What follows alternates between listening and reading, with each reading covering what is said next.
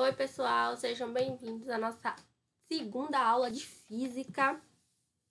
Nós vamos continuar os nossos estudos sobre a eletricidade, tá? E vamos estudar a eletrodinâmica. O que seria, assim, a eletrodinâmica, né? É a parte da física que estuda as cargas elétricas em movimento, né? Ou seja, aquela carga que vai percorrer os circuitos elétricos. A gente estuda quem é a corrente elétrica, os elementos de um circuito elétrico e a associação desses elementos, que pode ser em série, né? Que é uma sequência, ou em paralelo, tá? A eletricidade dinâmica, ela é produzida pelas pilhas, pelos geradores, entre outros, tá?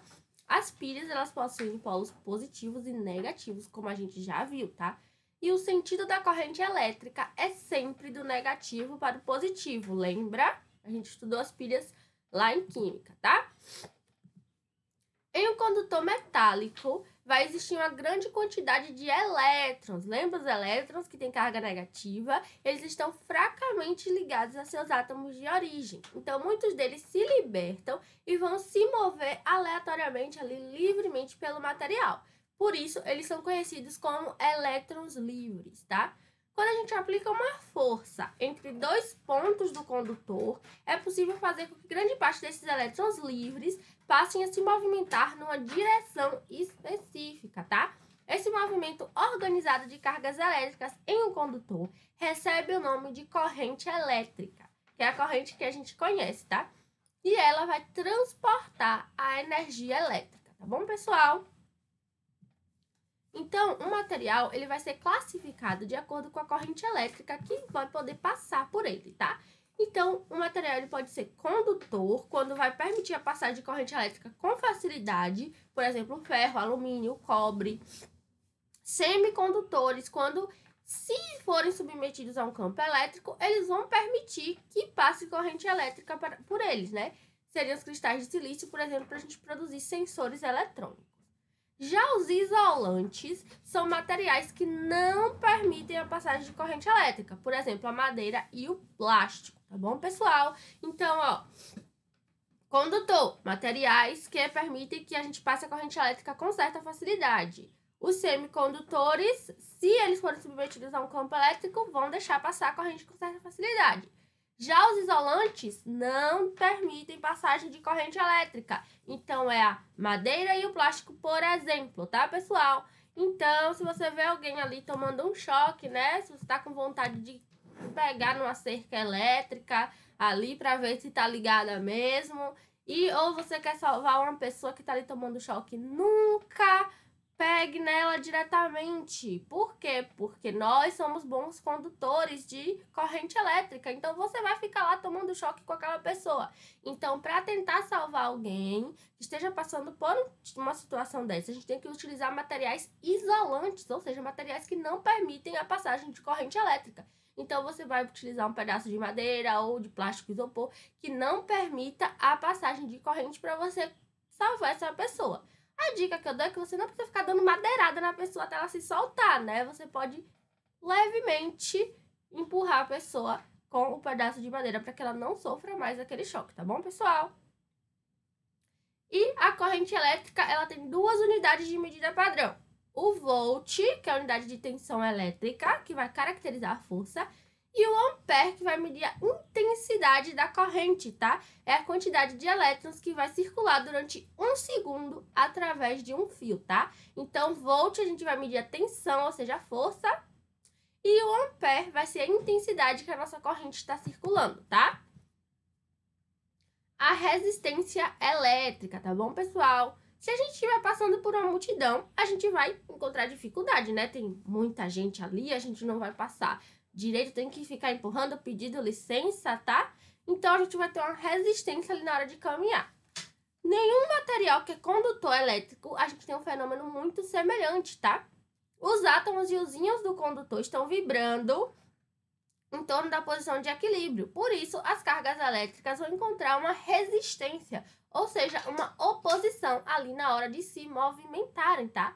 Então, existem dispositivos que são construídos, tá? Para produzir exatamente essa resistência à passagem da corrente elétrica.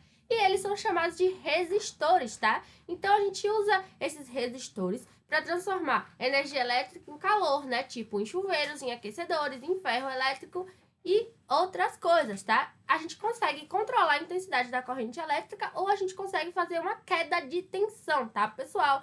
Então, quando a gente vai dizer assim, eu vou ali comprar uma resistência do meu chuveiro que queimou. Na verdade, a gente está indo procurar um resistor, tá, pessoal? Resistência é o que o resistor vai causar ali no chuveiro para nós termos a nossa água quentinha aí nesse inverno, tá, pessoal? Então, a resistência elétrica vai ser uma grandeza elétrica que reflete a propriedade dos materiais de resistirem à passagem da corrente elétrica, tá bom? Então, a gente vai conhecer agora duas coisas que são bem, né, importantes aí no estudo da elétrica, que é o quê? Os disjuntores, que são dispositivos eletromecânicos, que eles vão interromper automaticamente que vai a passagem da corrente e proteger uma instalação de danos quando causados por curto-circuito e sobrecarga elétrica, tá bom, pessoal? Então, se você estiver lá na sua casa tranquilamente e você está passando por uma sobrecarga elétrica e a sua energia cair de repente, pode agradecer a ele, que é o disjuntor que está te salvando de perder todos os seus eletrodomésticos, tá? Então, a função básica do disjuntor é detectar uma falha lá na corrente, interromper imediatamente antes que aconteça efeitos térmicos e mecânicos que possam causar danos à instalação, tá? Então, uma das principais características do disjuntor é o quê? Que se ele caiu, né? Se ele desarmou ali, salvou nós, o que a gente vai fazer? Vai lá e manualmente liga ele de novo, tá? Então, a gente pode rearmar ele manualmente depois que ele interrompe aí essa passagem da corrente e nos salva, tá? Já os fusíveis, tá? Eles têm a mesma função dos disjuntores, só que depois que eles nos salvam, eles morrem. Adeus, eles ficam inutilizados.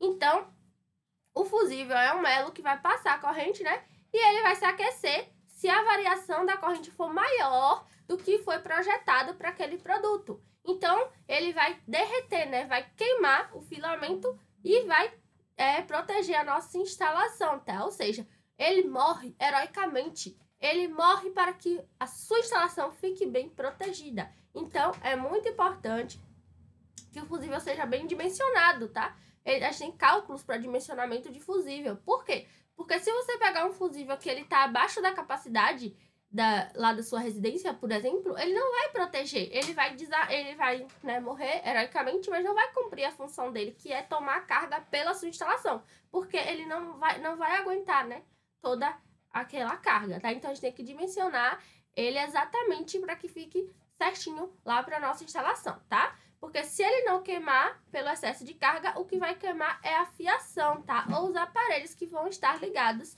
a essa fiação, né? E pode até provocar um incêndio. Então, pessoal, espero que vocês tenham gostado da aula de hoje. Não esqueçam de responder as questões 17 a 28. Até a próxima aula.